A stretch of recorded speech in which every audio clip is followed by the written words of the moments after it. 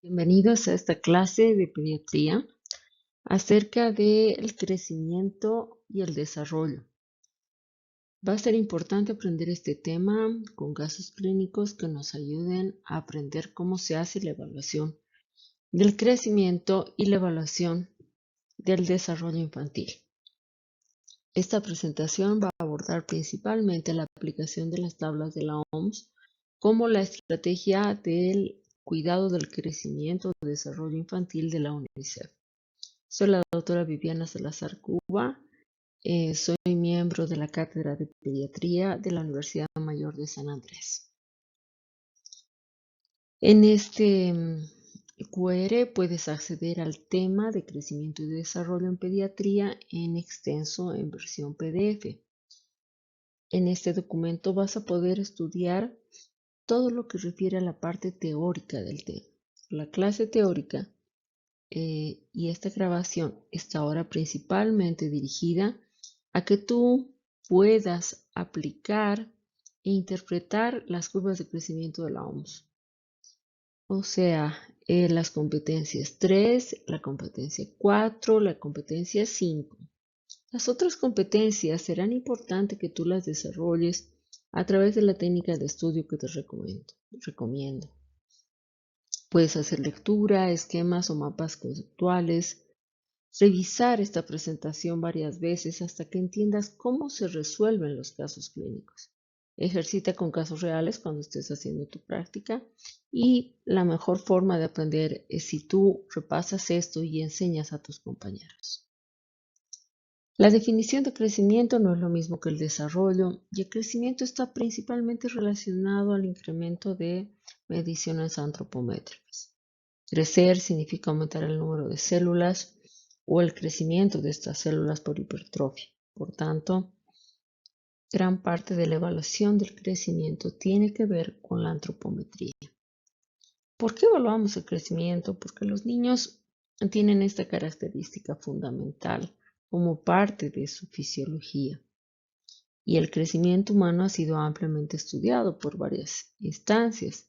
Sin embargo, fue la OMS quien ha establecido los métodos con los cuales se establecen curvas y tablas de crecimiento que nos van a pedir establecer el estado de salud y crecimiento de un niño.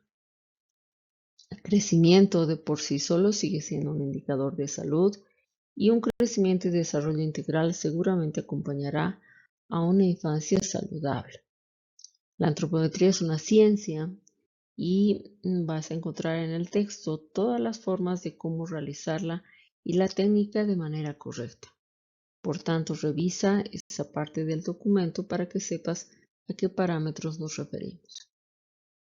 La OMS creó tablas en base a varios estudios en los cuales ha determinado cuál es el crecimiento poblacional tomando en cuenta muchas variables. Toma en cuenta diferentes grupos de población, características étnicas y toma en común que todos fueron alimentados con leche materna durante los primeros 6 meses. Estas tablas no servirán para evaluar niños, por ejemplo, gemelos o prematuros o si es que tuvieran algún problema sindrómico. Para ellos hay tablas especiales como por ejemplo para los niños con síndrome de Down. Aplicar estas tablas nos va a ayudar a identificar problemas de salud y correlacionar con el estado clínico del paciente. Sigue siendo una herramienta muy válida para poder establecer el estado de salud de cualquier niño. Puede expresarse en tablas o también en gráficas y van a significar que son herramientas visuales que te van a permitir comparar lo que es un crecimiento normal y el crecimiento de tu paciente. En base a esto vas a poder tomar decisiones y hacer seguimiento del crecimiento de los niños a los cuales evalúes. Es muy importante tomar en cuenta que este es un parámetro fundamental de la atención integral del niño en cualquier instancia, así sea ambulatoria o hospitalaria. Las interpretaciones de las desviaciones estándar para Bolivia se ha decidido que lo van a ver en el capítulo de malnutrición, donde van a encontrar las interpretaciones exactas. Sin embargo, Bolivia ha decidido que las interpretaciones van a ser por desvíos estándares y no utilizar percentiles como en otros países. También vamos a ver los cortes de normalidad y tomar en cuenta cuando hayan variaciones significativas en el crecimiento. Para esto vamos a ver casos clínicos a continuación para comprender exactamente cómo se aplica y se usa en la práctica clínica. Para poder hacer didáctico, vamos a utilizar dos aplicaciones que están libres y que son de la UNICEF, son de la OPS. Vas a encontrar aquí dos imágenes de QR para poder hacer la descarga. En PCs no está a través de celulares, pero sí la puedes descargar en un PC. Y de esas aplicaciones que son gratuitas, es que vamos a ver ahora cómo resolver los casos clínicos. Si uno no cuenta con estas aplicaciones, vas a entender con la explicación que igualmente se puede hacer con las gráficas que tengas en tu texto o a través de Internet. ¿Qué es lo que nos permiten estas aplicaciones? Hacer un registro individual del paciente, tomar en cuenta la fecha de nacimiento, como podrás ver, y se van introduciendo los parámetros como el peso, la talla, perímetro cefálico, perímetro medio de brazo, incluso otras mediciones. Toda esa información se lleva a tablas y también te va a poder proporcionar gráficos que vas a ver en los siguientes casos clínicos. Vamos a ver el caso clínico número 1. Él es Carlos, es un niño de 2 años y 1 mes. Ahí ves los datos antropométricos, su peso, su talla, perímetro cefálico y acude a control. ¿Qué tenemos de información? La mamá dice que come poco, que nunca lograba tener una talla normal desde el nacimiento. Sin embargo, él nació con 3 kilogramos de peso, con lo cual suponemos era un niño a término. En el examen físico sí se lo ve algo enflaquecido. La mamá nos muestra una foto de cuando él era más chiquito y también una foto de lo que actualmente, en el estado actual que él está. Se lo ve enflaquecido y con escaso tejido celular subcutáneo. Cuando llevamos toda esa información a las curvas de crecimiento, vamos a ver que en esta gráfica de peso-talla, que es para niños del grupo de edad de él, vamos a ver que ese peso y talla se grafica en este punto. Significa que está alrededor entre la mediana y el más 1. Este es un parámetro a evaluar. Sin embargo, se deben evaluar 3 parámetros en el menor de 5 años. Peso, talla, talla, edad y perímetro cefálico. ¿Qué pasa cuando nos vamos al gráfico de talla-edad? Aquí sí nos llama la atención porque su punto se grafica por debajo de -2, incluso muy cercano al -3. Aquí puedes ver un número exacto que te da en el caso que utilizas la aplicación. Esto muestra que es tan importante evaluar todos los aspectos. La relación peso-talla aparentemente está bien, pero cuando evalúas la talla para la edad, definitivamente estar por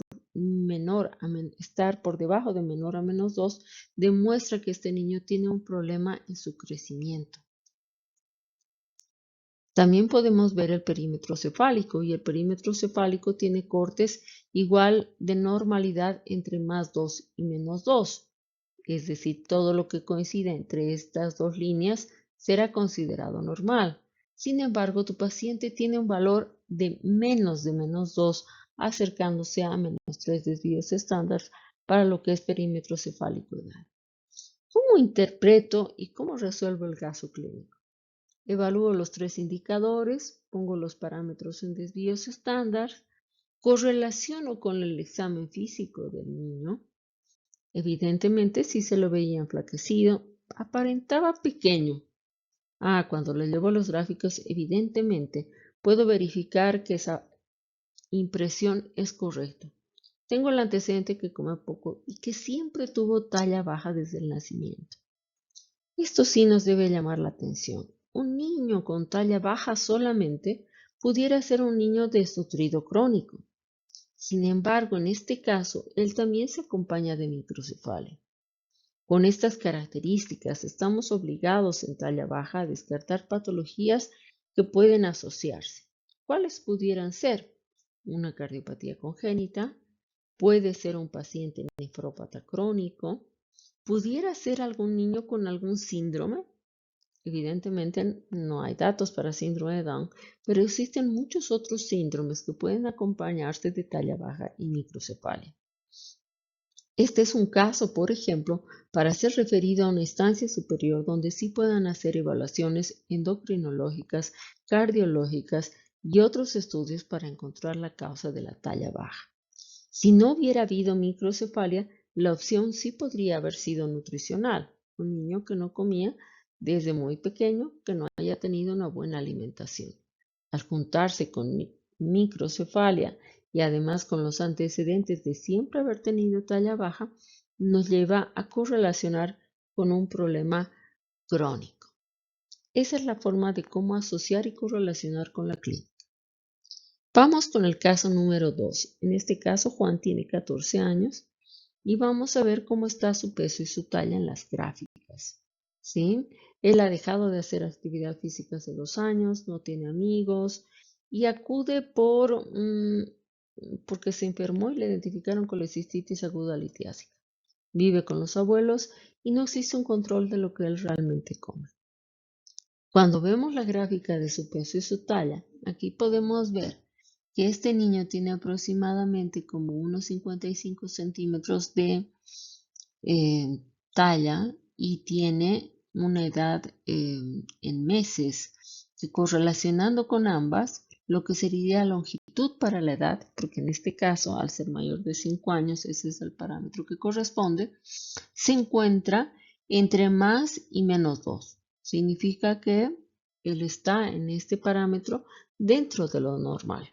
Pero ¿qué pasa cuando evaluamos el índice de masa corporal para la edad? El índice de masa corporal se calcula con una fórmula. Es bueno que vean la parte teórica. Y cuando lo graficamos, el niño se encuentra en este punto, muy por encima de lo que es el más 2, incluso mayor a más 3. Nuevamente un caso para demostrar que solo un indicador de crecimiento no va a ser suficiente para establecer su estado nutricional. En este caso, el IMC es una proporción principalmente del peso y la talla con la edad. Es el que nos va a marcar el estado nutricional del paciente. Con esos dos parámetros, hagamos la correlación. Este paciente tiene en talla para la edad estar alrededor de -1. Para talla para la edad es normal incluso hasta estar cerca de -2. Por lo tanto, no tiene un problema de talla. Sin embargo, en IMC para la edad es mayor a +3. Correlacionado con el examen físico, que tiene abundante tejido celular cutáneo, los antecedentes del entorno, o sea, los abuelos no controlan qué es lo que él come, una patología que está asociada a malos hábitos de alimentación, coincide con que este niño tiene el diagnóstico de obesidad. Si aplicamos el WH Ontro Plus, nos van a graficar justamente solo estos dos parámetros que son los correctos para evaluar este grupo de edad.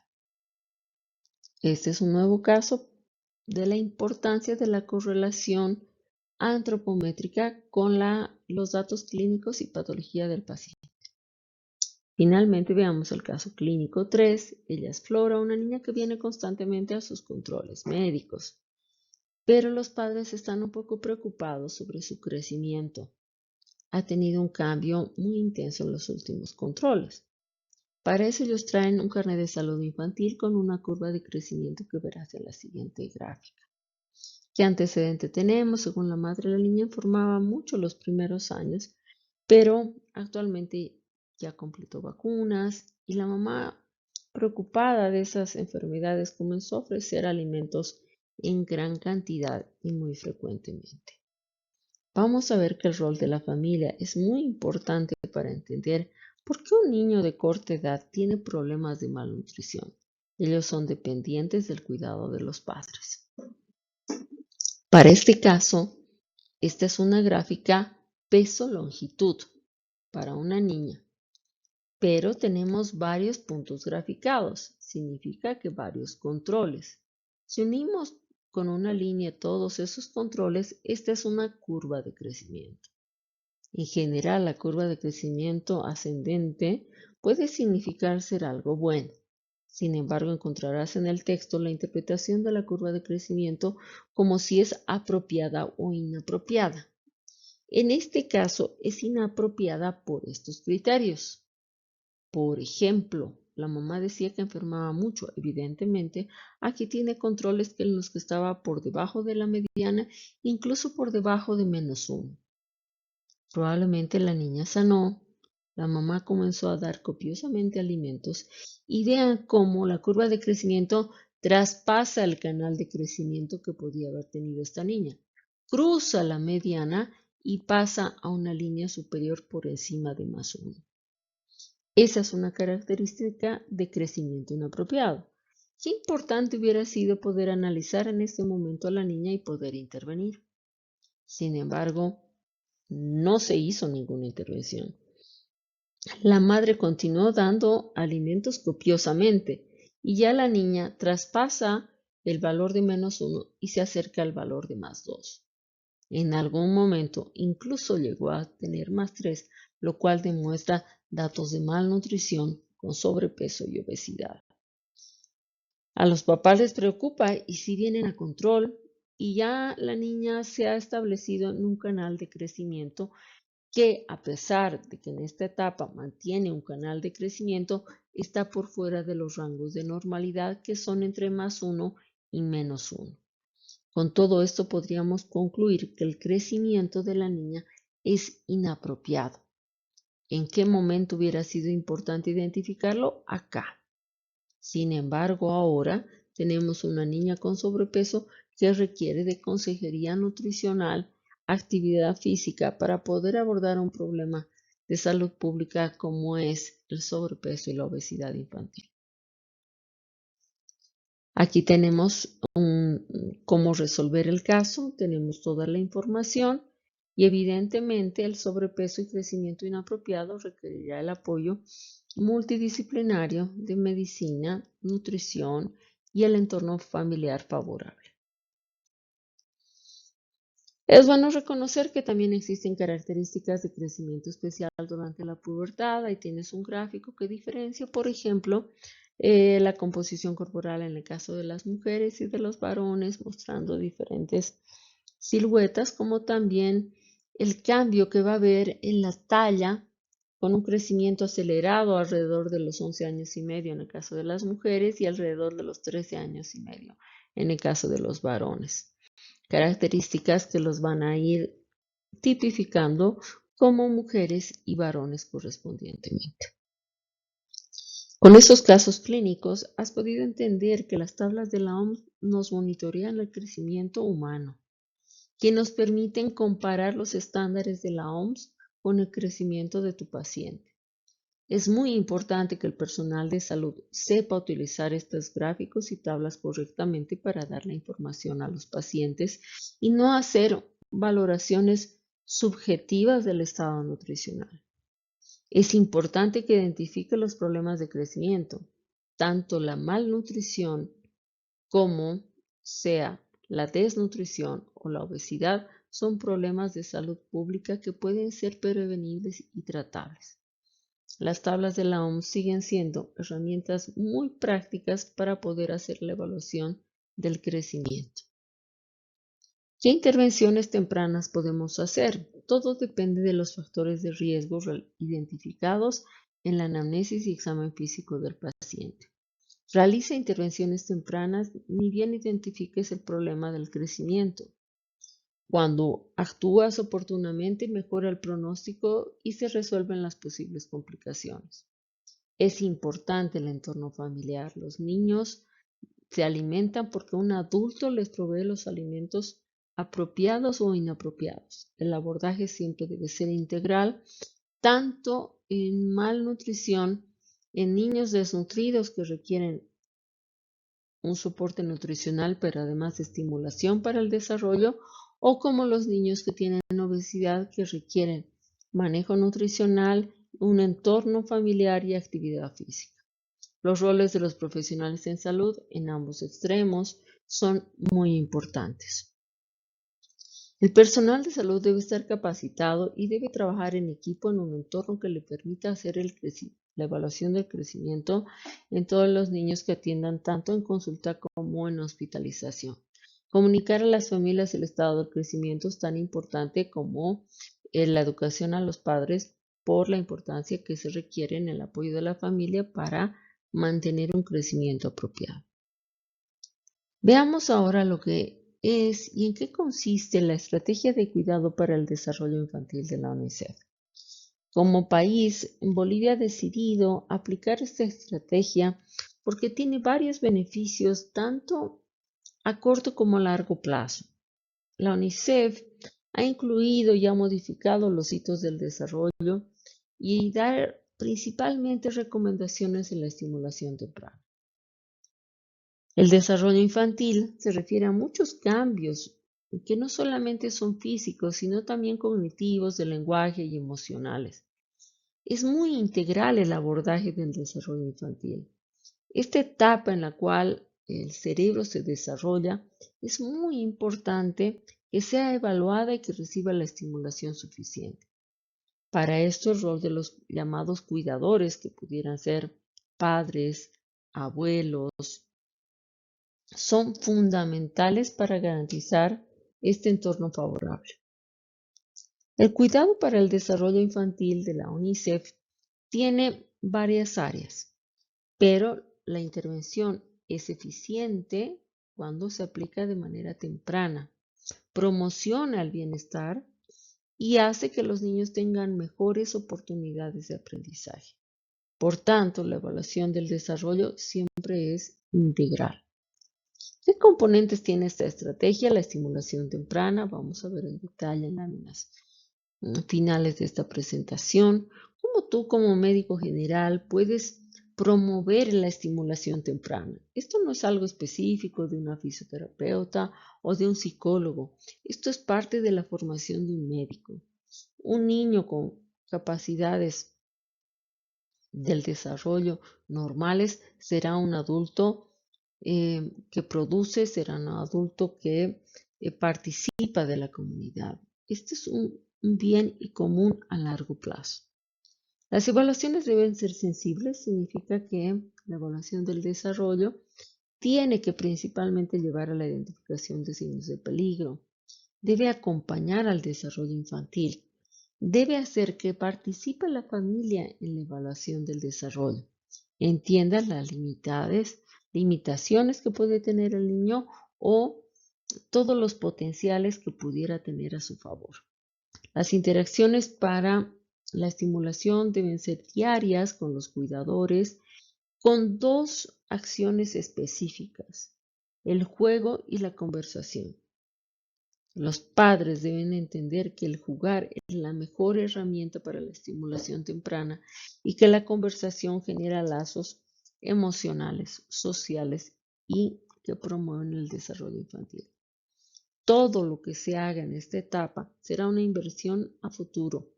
Tendremos mejores rendimientos académicos y oportunidades laborales en la vida adulta. Encontrarás en el texto este primer cuadro con el cual se evalúa a todo niño en los primeros 2 años de vida. Es importante notar en la primera columna mucha de la información es principalmente la anamnesis que debes hacer en la primera entrevista donde vas a hacer evaluación del desarrollo. Aquí son preguntas que ayudarán a identificar factores de riesgo, como saber el peso al nacer, si el niño se puso amarillo, ejemplos si hubo enfermedades graves, si los padres tienen algún parentesco para relacionar algunos problemas genéticos. Entonces existen preguntas claves para identificar factores de riesgo. Como también en la segunda columna, existen muchas cosas del examen físico que debes observar. La evaluación antropométrica encabeza esta fila. Luego, algunas alteraciones fenotípicas. Encontrarás que muchas de ellas, por ejemplo, corresponderían a lo que es un niño con síndrome de Down, aunque también existen otras características que no son específicas de síndrome de Down, como ser, por ejemplo, la fisura o hendidura palatina, como también algunas características que son de otros síndromes como la implantación baja de las orejas. Los hitos del desarrollo, existen algunas cosas a observar: el reflejo de Moro, reflejo de succión, si las manos están cerradas, si tiene sonrisa social. Estos son parámetros del examen físico que tú puedes ver. Con toda esa información, uno podrá clasificar si el niño tiene probable retraso en el desarrollo, si su desarrollo es normal, si hay alguna alerta o recomendación para los padres. La última columna, que dice tratar, la aprenderás cómo aplicar la estimulación temprana. Después de los 2 meses, existe otro gráfico a aplicar. Sigue con la misma lógica. La primera columna es lo que debes preguntar en la anamnesis. La segunda, lo que consiste en el examen físico del paciente, y luego podrás asignarle un puntaje. De acuerdo a los puntajes, tú vas a poder determinar si hay alto riesgo en el desarrollo, si el riesgo o hay rezago, si hay alguna alerta o si el desarrollo es normal. Para que tú puedas comprender mejor esto, vamos a hacer un caso clínico. Este caso es de José. Él tiene 3 meses y nació por parto prematuro, por ruptura prematura de membranas, y tuvo un trabajo de parto prolongado, además de que el líquido era meconial. No lloró al nacer y fue atendido por una partera en su domicilio.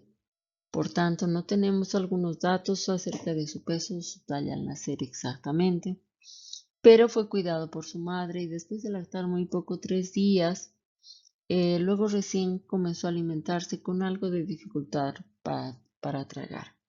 Este es el primer control con médico de su comunidad.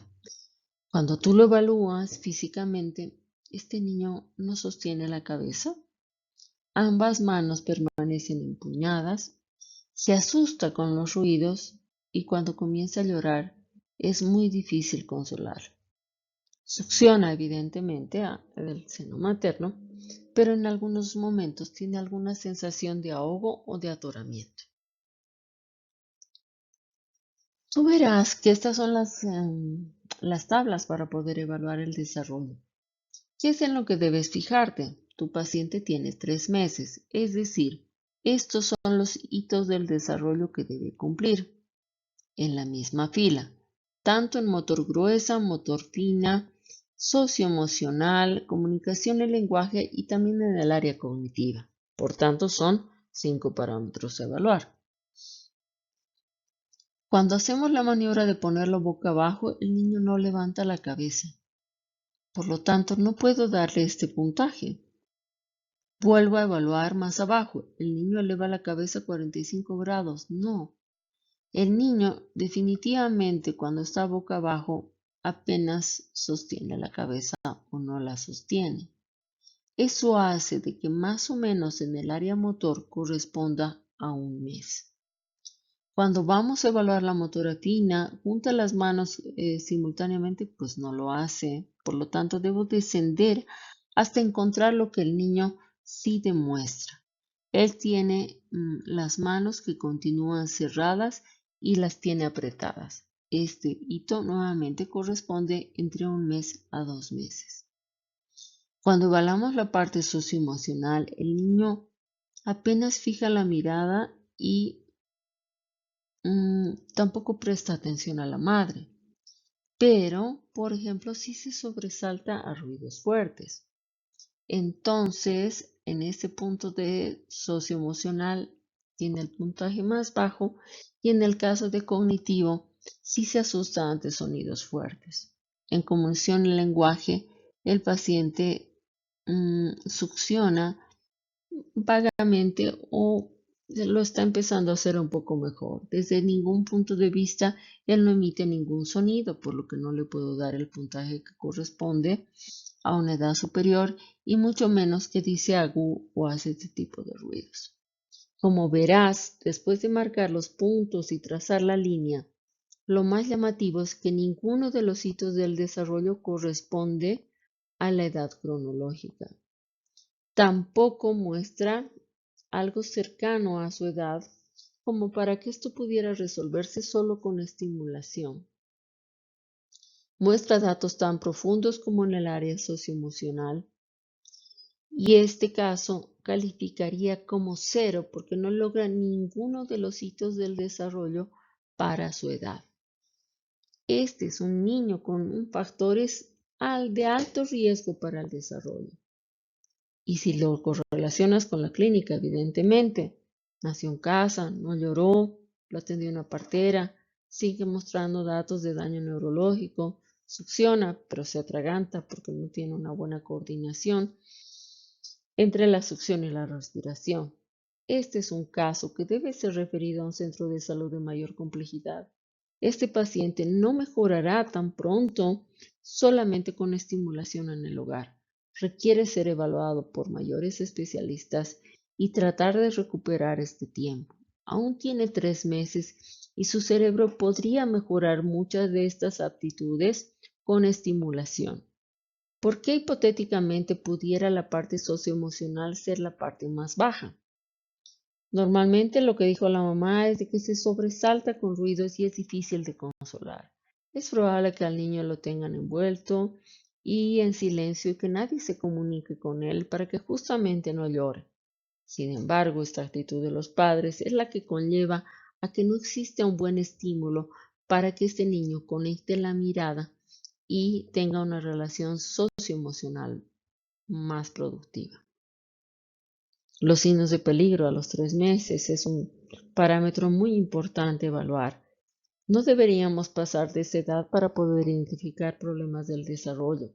Es una etapa crítica y hasta ese momento tú puedes aplicar esta evaluación y ser muy eficiente en la detección precoz de alto riesgo en el desarrollo infantil. Es tan importante que en estas evaluaciones participen los padres y también las madres o cuidadores. La responsabilidad del desarrollo infantil es de todo su entorno y no solamente de la madre. Luego viene, fuera del caso que se te mostró, cómo tú puedes intervenir en lo que es la estimulación del desarrollo. Un médico general sí puede hacer preguntas al cuidador de acuerdo a la edad y de acuerdo a las características en particular. Preguntar si el cuidador juega con el bebé, habla con el bebé y si consigue que el bebé sonría en los primeros meses es fundamental. Muchas veces el cuidador piensa que el niño no tiene la capacidad de comunicarse o aprender, y esto no es cierto. Estos son los estímulos más favorables en el desarrollo infantil. Después de hacer esas preguntas y escuchando las respuestas, tú puedes recomendar al cuidador, por ejemplo, que mire a la cara del niño, que observe los movimientos, que imite los movimientos del niño. También hablar claramente y con una voz calmada. No necesariamente es esperar una respuesta del niño, pero sí fijar la mirada y hablar con él estimulará el área del lenguaje. Introducir un nuevo juego de acuerdo a la edad, una sonajera en niños pequeños, una pelota en niños más grandes, una muñeca o un auto puede ayudar a establecer ese rol del juego y aprendizaje. Esto es algo que tú lo puedes hacer en una consulta de niño sano y es una actividad fundamental para una sociedad a futuro mejor. Vas a encontrar varias herramientas como esta en el texto que te explicarán, por ejemplo, qué parámetros o qué juegos se pueden hacer de acuerdo a la edad y cómo evaluar si mamá evidentemente lo hace. También tienes un código QR para dirigirte a esta página de la UNICEF y aprender a más detalle en qué consiste la estimulación temprana. Este es el tema de crecimiento y desarrollo, un tema amplio y muy común en pediatría. Por su largo contenido, te recomiendo que llenes este formulario de autoevaluación de tus conocimientos. Lee el texto, revisa nuevamente la presentación y responde las preguntas. Esto te ayudará a ti a comprender si evidentemente este tema fue aprovechado o no. Muchas gracias.